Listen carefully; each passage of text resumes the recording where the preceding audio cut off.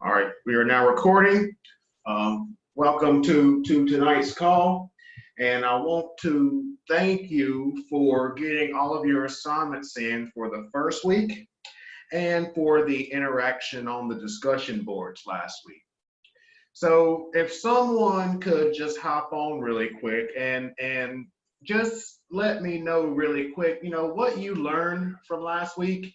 And then once we do that, uh, anyone can expand on any questions that you had in last week or how we can improve that first week assignment.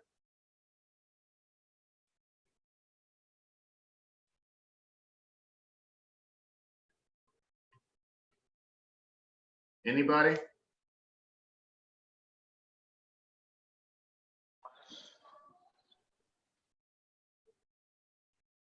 Come on, somebody.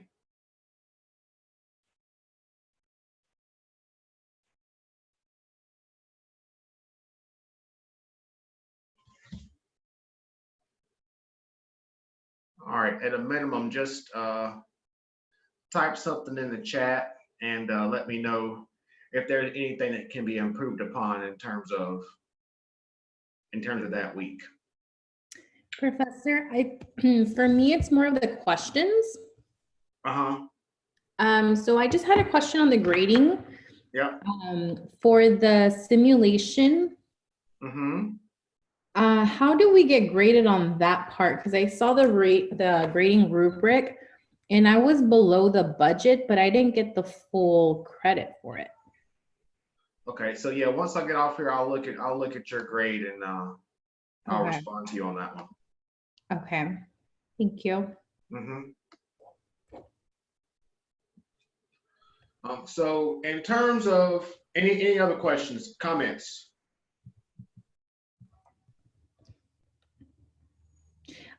Just a quick question. So the quiz we can do 2 times, the homework we also have 2 attempts. And for the simulation, I only did it 1 time, like I ran it only 1 time. But how many times can we do that one? So we actually had the discussion among myself and the director, and we're going to make those adjustments where those simulations will be unlimited. And I say that because, well, I will say that we're going to make the Pearson simulations unlimited. We're still looking to see how we can make the Harvard Business Review simulations unlimited, because the real value is to not just to take those simulations to get a grade. And in the real world, we run simulations within ERP applications multiple times. So similar to what you did in the exercise in week 1, we keep running that to get those numbers down, to get that budget down, right? And you continuously do that, and we want to frame it like, a business environment. So we're looking to make those simulations unlimited. Okay, nice, thank you. Okay. So for this week, we're going to touch on a few things. And again, thank you for, being proactive and beginning the conversation in terms of our crowdsourcing discussion. But tonight, I want to talk about product and service design, as well as I have a presentation that I've actually used in industry when explaining forecasting. So for product and service design, has anyone looked at that video yet that I posted in the discussion board?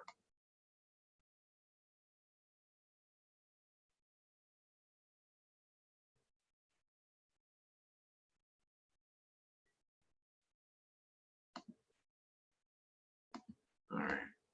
Yeah, so I'm not gonna play it here, but when we talk about process design, within process design, we look at what type of organization or product offering that we have. So for example, if we have a make to order model, right, we are going to receive in all of those raw materials. All of those raw materials will be put at the manufacturing line. We produce those products, and once those products are produced, we're going to put that inventory away. So let's just take a medical manufacturer, for example. Let's say that this medical manufacturer is manufacturing masks. Although at this time they're not going to be making masks to stock because the demand is so high, you're going to have those raw materials of the like we said last week, the fabric. We're going to have the string. So as we're continuously making those masks, and you can also refer to this as a continuous manufacturing process, because we're making the same thing over and over again. We're not changing over our lines to make a different product. All we're making is masks. And we're continually making those masks we're taking those raw materials, converting them into finished goods. And once those finished goods are complete and packed in boxes, we're putting that in the inventory. We're putting that into our shelves, right? So that would be that make to order, that make to stock strategy. And with that make to stock strategy, we are going to look at our previous demands. And for our previous demand, we're going to use our forecast. And our forecast is going to say, okay, we think that we're going to need this much inventory to this many masks to meet our customer demand on a monthly basis, on a weekly basis. And once we get to the forecasting, we're going to go through that in more detail. So you're being proactive in your production with a make to stock strategy. Okay. Now, with a make to order strategy, you're being reactive, where you're waiting for those orders to come in order to make that part. Okay, so in Tesla's even though Tesla's model has changed, I believe, even though Tesla's model has changed, they used to have a make to order strategy where they would receive an order and then they would make those cars based on those customer specifications. So this is huge. So a make to order strategy is big in that highly customized environment. Okay. And for products that are, high value products, we're not going to have, $100,000 machine sitting on the plant floor. We're going to wait for that order to come in to make that part. Because not only do we want that inventory on our books, we don't want that raw material on our books, right? So we're waiting for that order to come in and we're being reactive in producing that product, okay? In a assemble to order strategy, we have those what we call semi-finished goods. We have those sub-assemblies. And once that order comes in, we just assemble those products. And I'll refer to this as Lego blocks, right? So once that order comes in, we take those semi-finished goods and we screw them together, right? We assemble them together and we ship them out, okay? And again, we're being reactive for those orders to come in, and then we assemble those parts and ship them out to the customer. So that is more of a process strategy, and that type of product model leads into how I'm going to set up my plant, how I'm going to set up my facility, okay? And the same could hold true to a service operation. So based on my particular service offerings, that is how I'm going to set up my operation. That's how I'm going to set up my workforce. That's how I'm going to set up my departments, okay? Now, any questions on that process design?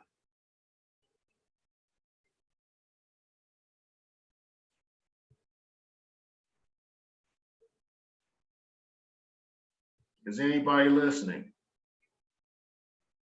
Yes. Yes, we're here. Okay. Yes, sir.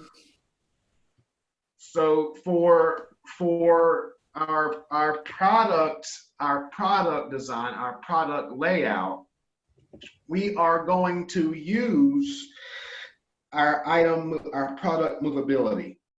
Okay. So based on how quickly my product moves is where I'm going to locate those items within my inventory. Okay. So if you look at Amazon, for example, Amazon is going to locate their fast-moving products close to the shipping department. They're going to locate those fast-moving products on the end caps. They're going to locate those fast-moving products low where those pickers can pick that inventory quickly and efficiently. Okay, so you arrive to the conclusion of what are my fast-moving items by running that movability, and it's going to depend on your product type. It's going to depend on the value of your product. You know, so you might have a $100,000 item that moves 5 times a year, but then you have screws that really aren't that move 50,000 times a year, but they're really not fast movers as compared to, you know, the volume of other products. And we'll get to that. That may sound confusing, but we'll get to that once we get to the forecasting piece. For those that are in healthcare, it's the same concept within a hospital, where you're going to have those prescriptions that you are pulling the fill, you know, in an area that you can pick quickly, that you can pull from inventory quickly, that you can pull from your inventory shop quickly. Okay, so the item location within your particular warehouse, within your particular distribution center, depends on how quickly it moves. Okay, and that is a high level of what we refer to as product and process design. And I did just, again, I uploaded a video that kind of outlines that within the discussion posts. Okay. Any questions regarding that?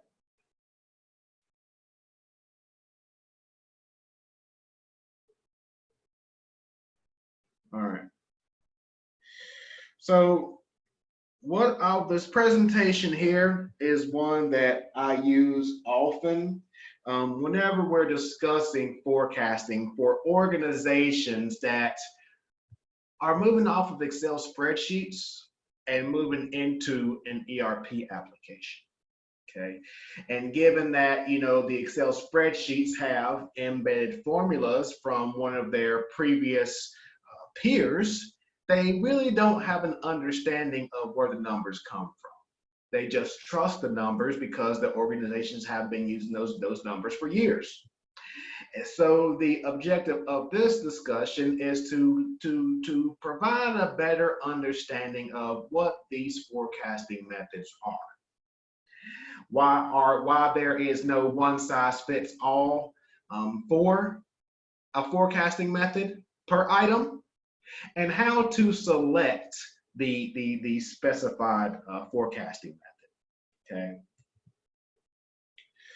So within one of the primary inputs within forecasting is for an item or for you to understand, you know, what is my inventory value? How much inventory am I carrying at a given time? You know, how many times do I turn over my inventory? Based on my product type, what type of service level do I want to provide? Does anyone understand what a service level is?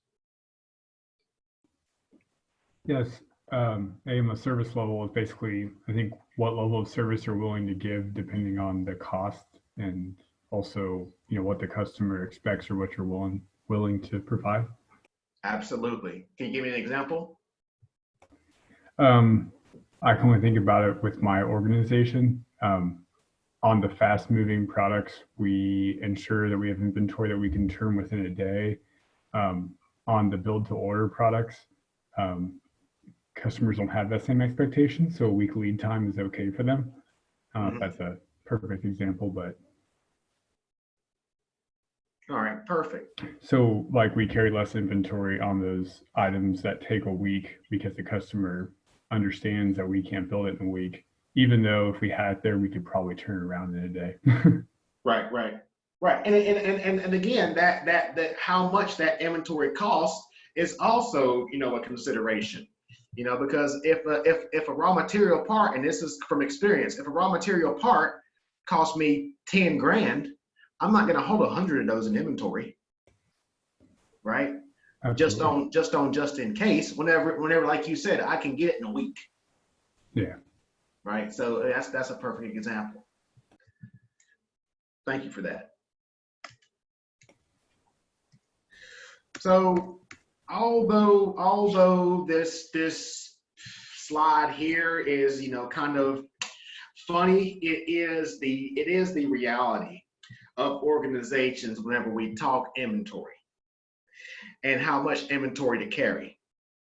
And it begins, you know, with the sales team, in that they always want to make the customers happy. They're always optimistic. They always want to meet their numbers. So they're going to say, okay, well, this customer is going to put in a $1 million order next week. And they go to purchasing and says, okay, we need to place all this raw material. Well, do you have a sales order? Well, he says he's gonna call in Thursday. Then the purchasing comes back and says, well, we're going to cut that PO on Thursday. You know, and it's kind of that back and forth, that tug of war. You know, and now, you know, the CFO wants to, you know, reduce that inventory whenever the sales. If we have a customer saying they're going to cut a $1 million sales order, then purchasing needs to cut that PO. Now that order never comes in, and now we have a problem. And that kind of goes back to the bullwhip effect that we're going to touch on once again coming up. But, you know, you kind of, whenever you work in those silos, you know, you kind of have that disconnect. You know, and that validates the importance of that collaboration within the organization. That validates the importance of that sales and operations planning. You know, where sales says, okay, we have this long-term strategic view of a forecast. Now, as a team in multiple departments, you say, okay, prove it.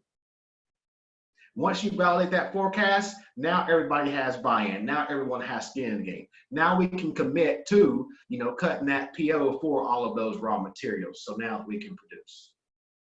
So again, this whole point of inventory management comes down to that collaboration among all individuals within the organization. So within inventory management, I would say at the most simplistic level, you want to calculate your economic order quantity. And in calculating your economic order quantity, you want to identify what your reorder point is. And you also want to identify what your safety stock levels are, right?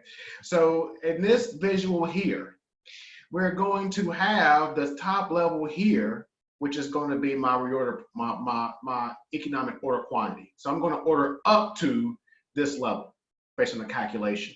And most ERP systems will take your customer demand as the input. Again, you run simulations, you put in lead times, and from those inputs, from that data, the ERP system will suggest what your economic order quantity should be. Okay. Now you can accept that suggestion, you can adjust that, but once that is kind of essentially locked in, that's how those forecasts will begin to be generated. Okay. So once that economic order quantity is established, you are going to be decrementing inventory. So we're going to be at the economic order quantity up here. So once we have our purchase order, once we receive that inventory, now we're up at our economic order quantity, our on-hand quantity, right? So once we are shipping orders to our customers, we're decrementing inventory. And now we have a value called my reorder point. That's my trigger. So once I get down to that reorder point, that's my trigger for the system to say, hey, now it's time for you to reorder. Now, once you cut that purchase order, now you continue to decrement that inventory.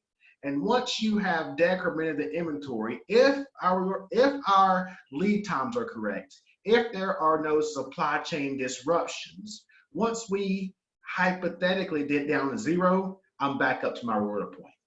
And it's kind of that continuous cycle, for example. Now, this is a purchasing model, right, where I'm purchasing raw materials inventory. And if I'm doing a production order quantity, it's more of a pyramid. So I am slowly decrementing up to my production order quantity. And then once I'm up at my production order quantity, then I am using that inventory. I'm decrementing down. And then once I hit that reproduce point, if you will, then I start producing up again. So again, although the production or the purchasing model is a sawtooth, then that production order quantity is more of a pyramid. And another consideration within here would be, and we talked about the lead time, there's also an input to consider, and that is also where we identify what my reorder point is going to be. So the longer the lead time, the higher my reorder point is going to be. The closer that reorder point is going to be to my economic order quantity. The shorter the lead time, the longer I can take to decrement that inventory before I need to reorder. Okay. And then another input, which is what we talked about with that service level, is my safety stock. So the higher the service level, so if I want to operate at 95% service level, I'm going to have a large safety stock number. I'm going to have a large buffer of my inventory. Okay.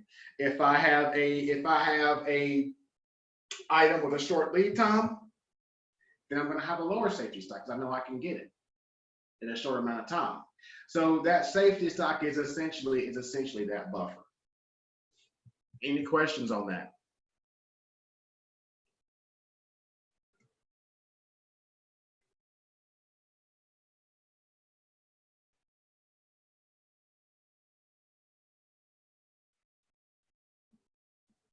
Okay.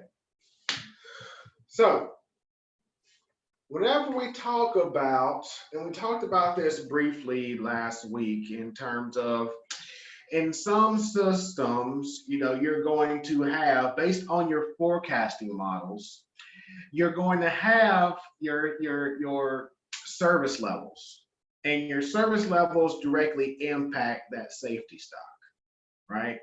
And then once you review your forecast error, if you have a large forecast error, one, you're going to have a high amount of safety stock because your forecasts aren't accurate as compared to the actual demand, right? And again, your ERP systems will tell you this through reporting. Now, also, if you have a large variance in your demand, you're going to have a large safety stock because you don't know where those peaks and valleys will come from. If you have small variances within your demand, you can get away with a low safety stock. And this is what that slide is. This is what that slide is showing here. Now, another thing is with seasonality. So with seasonality, I typically use flu vaccines when I talk about seasonality, but let's look at Walmart, for example. So during Black Friday, yes, Walmart sells TVs throughout the year, but whenever they drop televisions down to $400 for a $1,000 TV, we're going to see a huge spike in that demand for the televisions, right? So you can consider those TVs to be seasonal items for one day.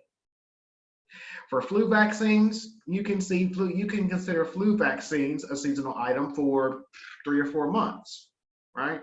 So if you look at that demand history for an item, you're going to see kind of normal demand, and then you're going to see a huge spike for flu vaccines for November, December, January, February, for example. So that could be those winter months for flu vaccines. Then you see a huge dip, right? For televisions, you could see this regular, this normal demand, and then for one day, you're going to see this huge spike for televisions, right? So whenever you identify seasonal items, you will be able to kind of put in factors within your forecasting models to factor that in to the forecast. So you're going to see a blip, but that blip is not going to be included for future months.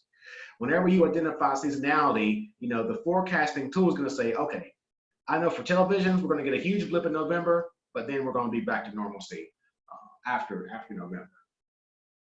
For flu vaccines, I'm going to get a blip for the end of the year and the first 2 months of the new year, and then we're going to be back to normalcy. So identifying seasonal items are also very important, and it is important for certain industries like food and beverage. So for Thanksgiving, for Christmas, most people, for Valentine's Day, Easter, Halloween, you're going to see a blip in certain items, and you have to factor in that forecasting factor. Otherwise, your forecast will get skewed, and you're going to have a large forecast error. Okay.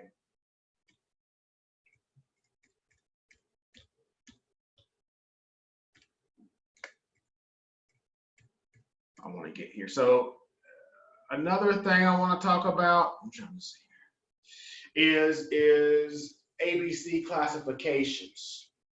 So with inventory management, we talk about the Pareto analysis, the 80-20 rule, right?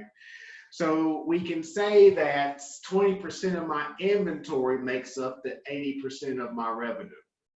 Right? So we can run analysis through our ERP systems that will categorize our inventory based on ABC classifications. And in doing that, we can make managerial decisions based on those classifications. One thing we can do is we can identify our C items, and we can say, okay, do I want to decrease that service level? Because even if I stock out of my C items, is it going to be that big of a detriment to my bottom line, right? For some C items, yes, you want to have a high service level. You might have a perfect example. I have a number of customers where they have C items, but their C items move once a year, but that C item is $100,000, right? So they want to have a high service level, or at least have one of those in stock at all times, right? So you're going to have to evaluate, all those items, and that can be overwhelming in some cases whenever you have a catalog of 10,000 items, So that is even more important to consider whenever you have a number of items, and two, varied product lines and different items. Any questions on that? And this inventory segmentation is kind of that ABC classification, that Pareto analysis. And it's going to depend on the class of items that you have in your organization. I've had some organizations that just do A, B's, and C's. I've had organizations that go through A through D. I've had organizations that have buckets of 6. It just depends on the product. Okay.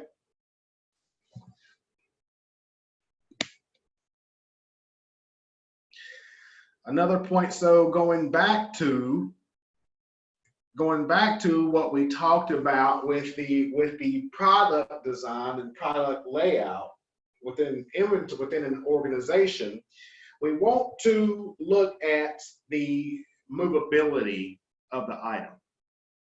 So outside of how much the value of inventory that I'm carrying for a product, I also want to look at the how much it moves. So you have to make that determination based on the number of lines that are moved, or you want to make the determination based on the quantity of items that are moved. And again, you have to make that determination across the board, where I can't have some items are using lines, some items are using quantity. You have to do it across the board. Okay. So within a drill bit manufacturer, within a screw manufacturer, maybe the quantities are not that important, and they want to focus on the number of lines, how many times those items are ordered, because they're moving quantities of 10,000 at a given time on a given order. So I don't care about the quantity. That's not going to be that important to me. What's important to me is how many times it moves. Right? But in other cases, I want to know the quantity of product that is moved at a given time. So that is important whenever you're considering the movability of a particular item. And whenever you take the volume and movability of an item, that's how you can come up to the determination of what that service level is going to be. Okay. So going back to our example, if I have a fast mover and it makes up the top 20% of my inventory, I'm going to make sure I don't stock out of that, right? So I want to do a 98% service level. Yes, I'm going to have a high level of safety stock, but I know I'm going to move it fast. I know I'm going to turn it over, right? And there is a reduced risk that I have to write off that inventory. So that's why I'm going to have such a high level, of service for that particular part. Now, if you look at the other end of the spectrum, I have the item makes up the lowest amount from a value perspective, the lowest amount of my overall inventory, and it's a slow mover. It's going to be it's going to be a fairly low service level. So if I stock out, I can get it in a week, but I can risk stocking out of that inventory because it's a slow mover. So I also run the risk of writing off that inventory. I also run the risk of that inventory expiring, of that inventory becoming obsolete. So that's why I'm going to run a low service level on that particular item. Have any of you done anything like this within your organization as it pertains to creating your service levels or safety stock levels? I haven't myself, but I've asked for higher safety stocks, but since I'm in sales, I don't always get that wish.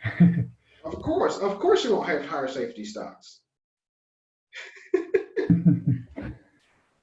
All right, so yeah, I mean, but in all seriousness, as long as you can justify it, and as long as you can show the value that you're losing, from that. So in your case, for example, if you're stocked out of a product, is there a way within your system to track that that's a lost sale and run a report on that? If we're stocked out of it, is there a way to track? That is one of the biggest hurdles we have, is we don't track lost sales. And as a salesperson, I do, but a method to convey that internally is as basic as sending an email or telling myself how many times I've missed the sale on it for not having it. Right. Which is an area of improvement for us that we need to make. Right. And that is a metric that I've actually instituted. I mean, it's in a high velocity manufacturing environment, it's not as vital, but in distribution, it's huge. Because that's where you can justify, why carrying higher safety stocks on particular items. Look, for this product, we lost 50 grand last week, in a week, but if you're the only one that's tracking that, it's very difficult. But across your sales organization, if that's embedded within the system in which you're inputting those orders, that's huge, right? Absolutely. So, and that comes into, those the metrics discussion we're going to have, those key performance indicators we're going to have. And that whole lost sales history is where we can where is that starting point of saying, okay, where should these service levels be? Okay. Thank you for that. Yeah. Let me see here. What else? So we talked about reorder point.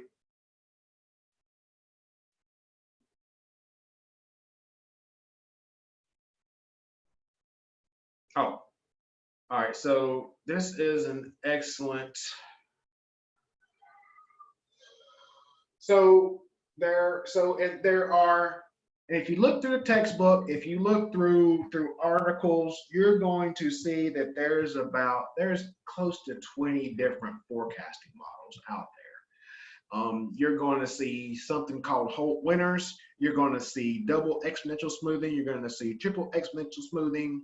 You're going to see all kinds. But in my years of experience in working with multiple organizations in manufacturing and healthcare and distribution, these three you see on the screen are the ones that 90% of people use.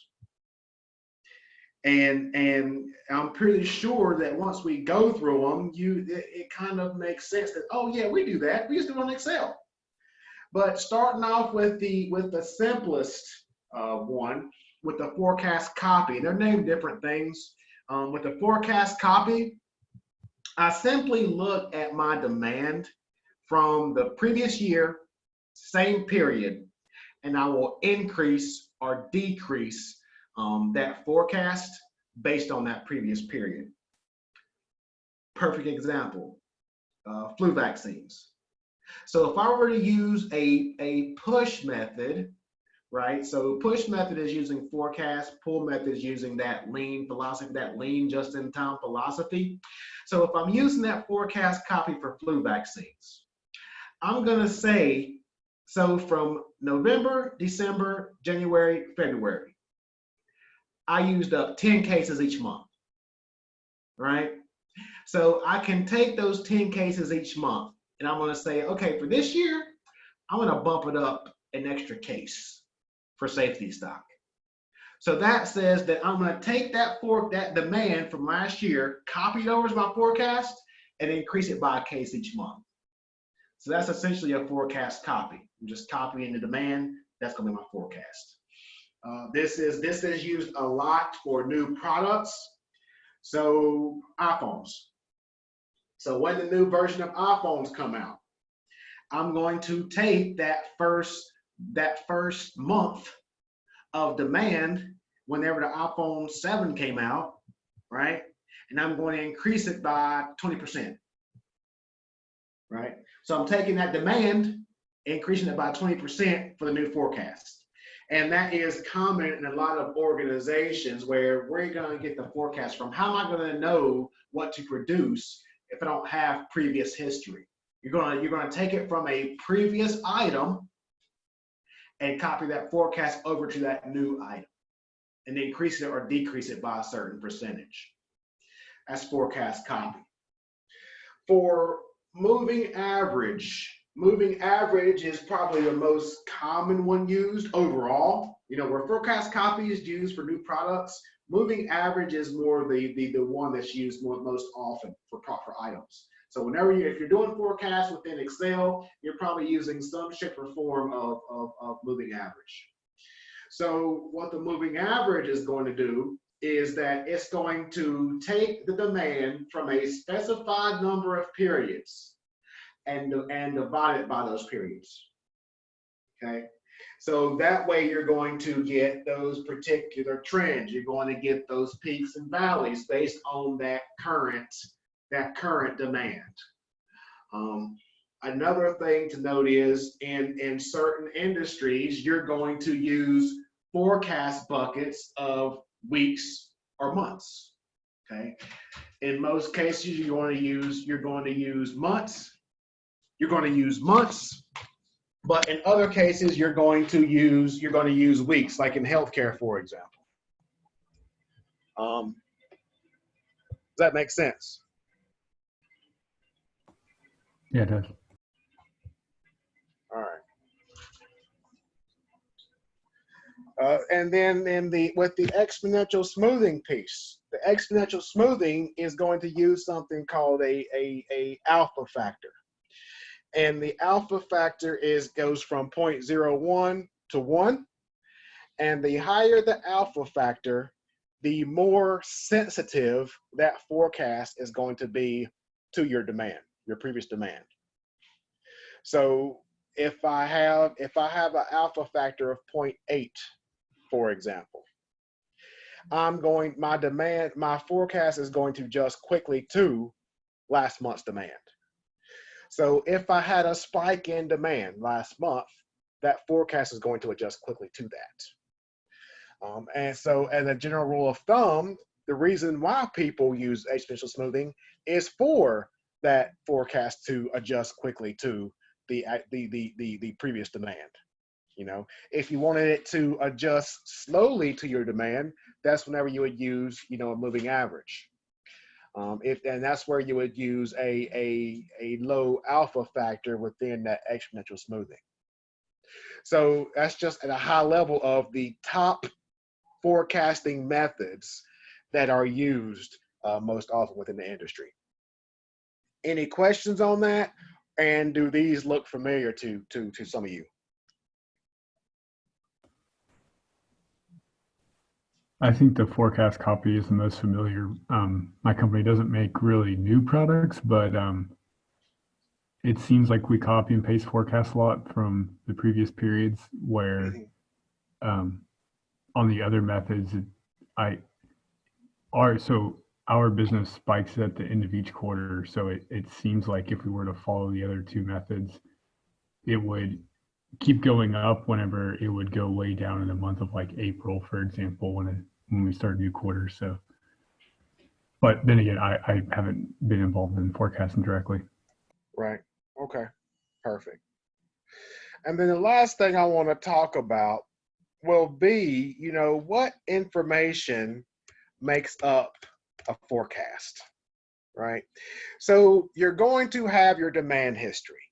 Your demand history would be your sales orders, right? So your sales orders are going to be inputs to that statistical forecast. It's going to be the input to that forecast copy, the exponential smoothing, the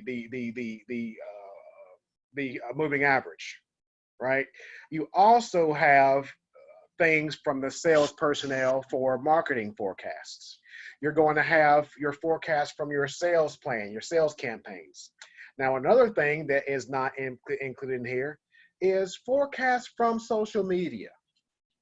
I have worked with a number of organizations that there's a number of tools out there that will track the number of hits for a particular white paper, for a particular post on LinkedIn, and it will run through particular algorithms to create a forecast for that, where that can be an input to your sales forecast.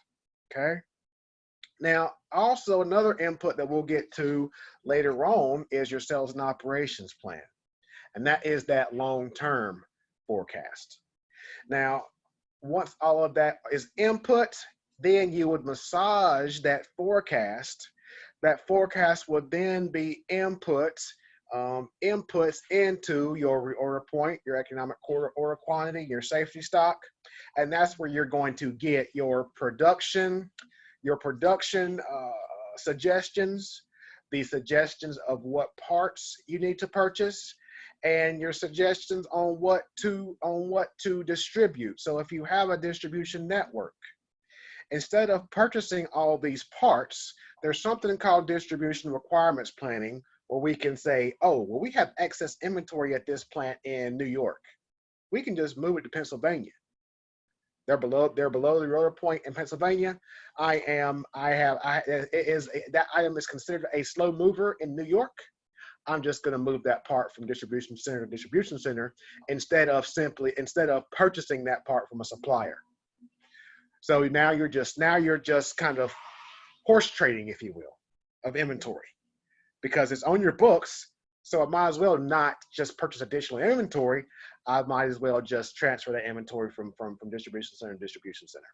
So as you can see, these forecasts are very important, but I think that the most important part is that forecasts are never accurate. Okay. And the best thing, and this, and you'll see, you're going to have those purchasing analysts, and that is their full-time job, to make adjustments to products, to make adjustments to lead times, to get that forecast as accurate as possible, to reduce that forecast error as much as possible. So these forecasts are very important, and that is also a input into whether or not you're going to use a push system, which is primarily your forecasting method, or a pull system, that just-in-time. So that just-in-time model is where you're going to look at your triggers, and once you get that trigger, once you get that Kanban card, once you use up that box, that is your indicator that you need to cut that purchase order, as opposed to depending on your forecasts. Now, there is no one-size-fits-all approach, and there are some people that use a mixture of forecast and lean philosophies and just-in-time. It depends on the product. It depends on lead time. So I can't order from China using a just-in-time philosophy. So those people who have those products coming from overseas will use forecast. And then if they have those partners within, a lead time of 1 to 2 days, they use that just-in-time model. So with that, does anyone have a mixture of a push and pull system?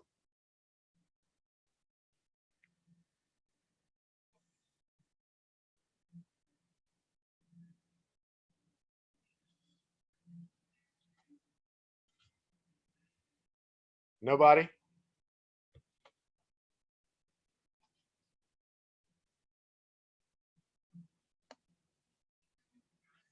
All right. So that was all I wanted to talk about tonight. Are there any questions in regards to what we discussed? Any questions on the assignments for this week?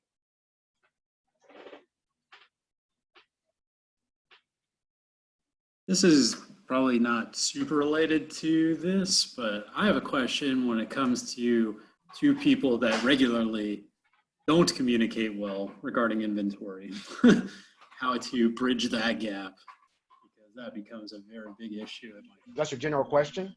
Yes, very general, very random question. So, and that is why it's important to do that sales and operations planning.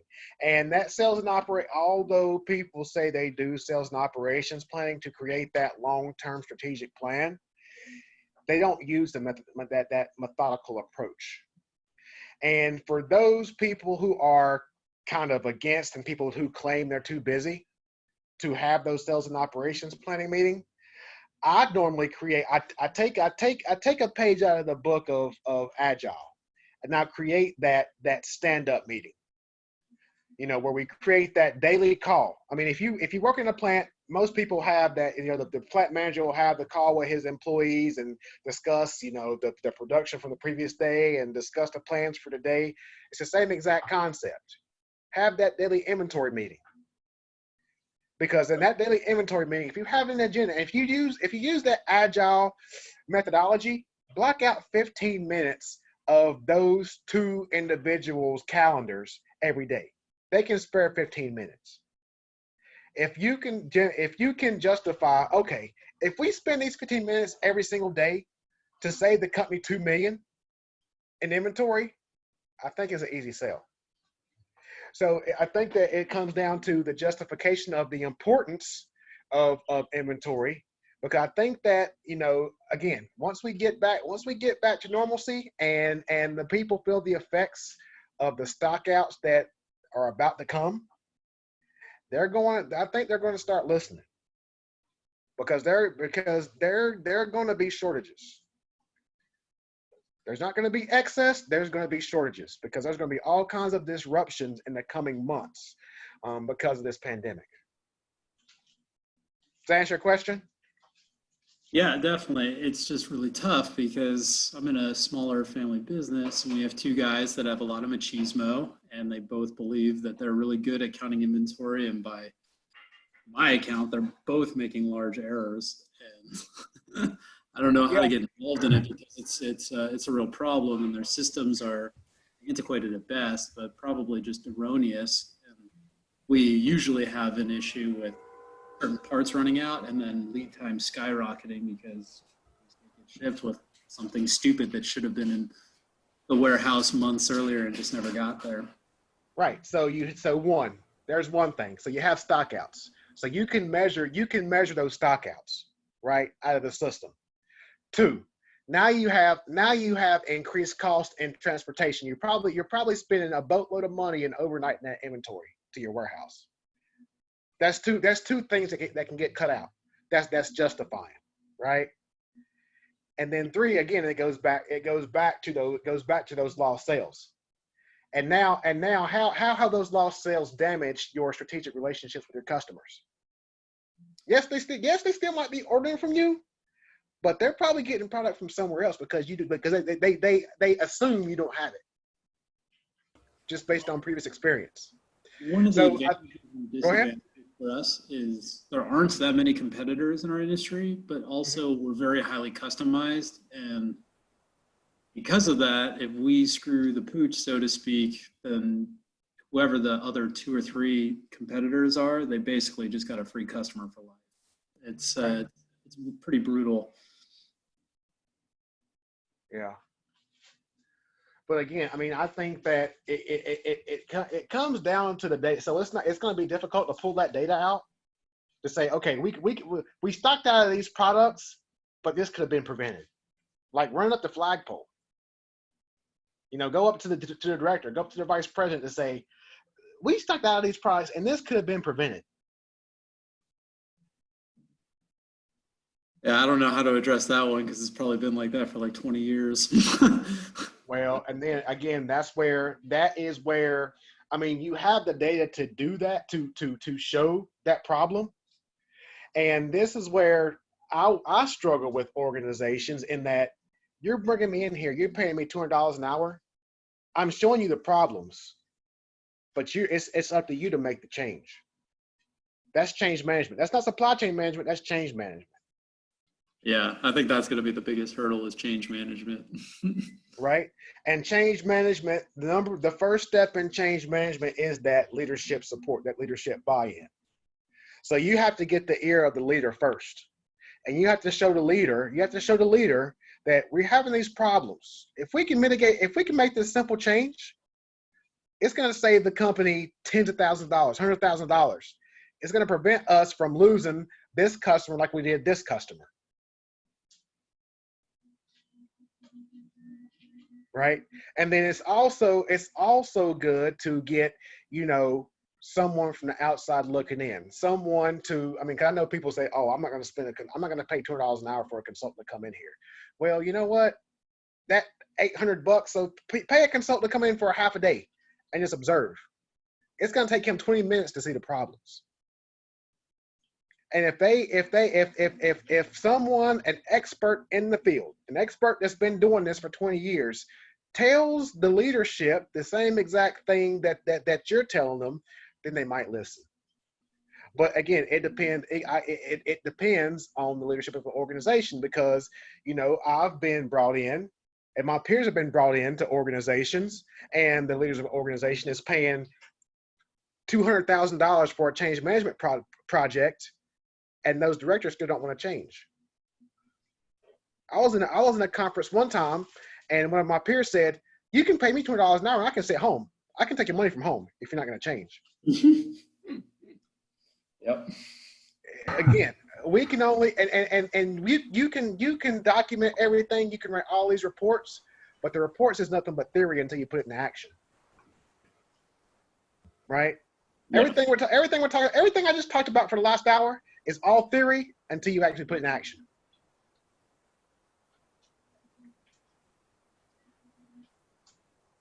And I mean, it's not my first rodeo. So if people do not, implement these processes, their competitors will, and their competitors have, and their competitors have run organizations into the ground because they don't adjust. I always use the example. I think we're all old enough now. I mean, look at MySpace. MySpace is a perfect example. They could have adapted to the ways of Facebook, but they didn't. They stayed with their ways, and now nobody uses MySpace. What happened to Tom? Justin Where's he Timberlake at? owns MySpace. Bet you didn't know that.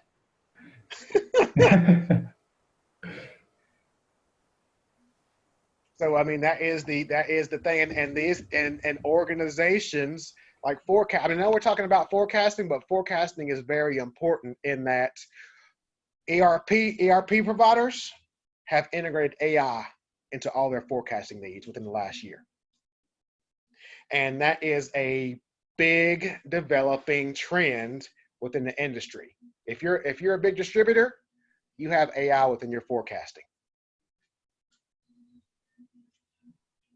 And like I said, your competitors. I mean, and again, and Mike, in your case, if you're not high velocity, you may not need that. You may not need that. It might be overkill. It depends on how large your customer is, but it depends on how much velocity you're dealing with, and your product mix. But if you're a huge distributor like Amazon has to have AI in their forecasting. They have no choice.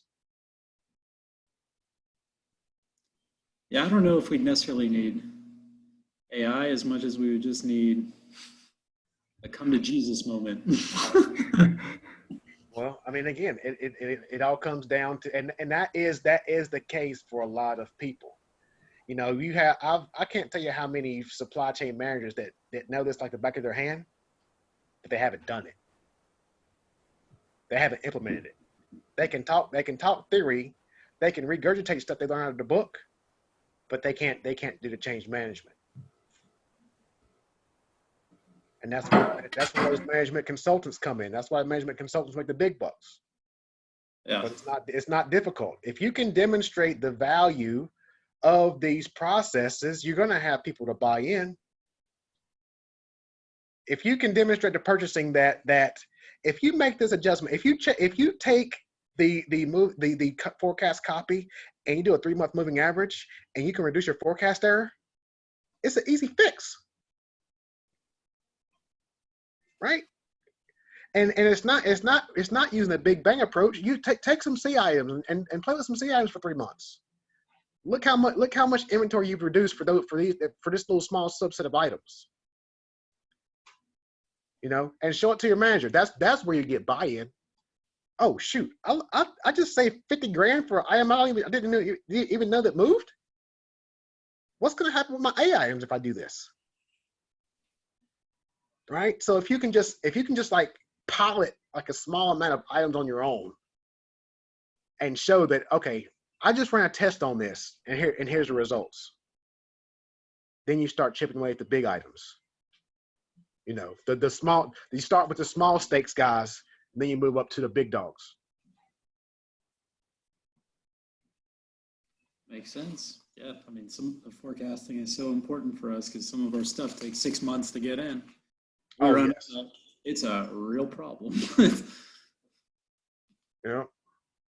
Forecasting is I would say out of all the things we talk about in this class, out of all the things I talk about in operations management, supply chain management, the main thing that scares people off is the statistics. Where the systems do it, first off, the system's going to do it for you. You just need to understand what your forecast error is. If your forecast error is terrible, okay, now we need to make adjustments. Not that hard. And people don't, like I said, people's been in the industry for 30 years, still don't know what forecasting method to use. Still don't truly understand forecasting. They don't understand how many millions of dollars they're losing every year because they're using the wrong method. They're using a 6-month moving average. Now you need to use a 3-month moving average. They're using a Holt Winters model. And they don't even know what a Holt Winters model is. I've seen that one before. They just like to plug into their Excel because they know how to do it. Yeah, it's crazy, and especially whenever you have tens of thousands of items, and you have tens of thousands. If you have a number of items on different methods, you can't keep up with it.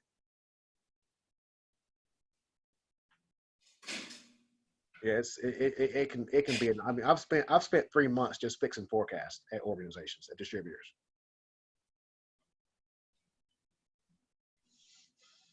Because if you're a distributor, you depend on that forecast.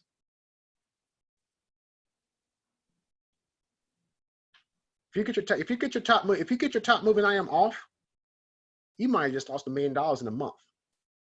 Easy. Especially in your case, if you have an item coming from overseas and you miss that, you only got one time to get it right for the next 3 months. If you get that wrong, you're in trouble and probably fired.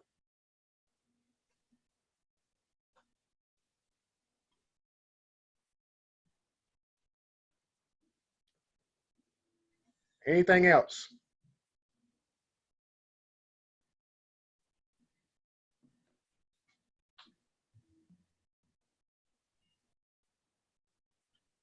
All right. All right. Thank you for attending tonight's call. Patrick, you have anything? No, I'm fine. I was just Okay. coming on. All right. Thank you.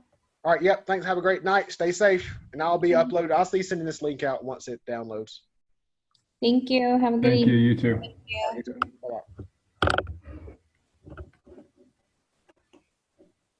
Bye-bye.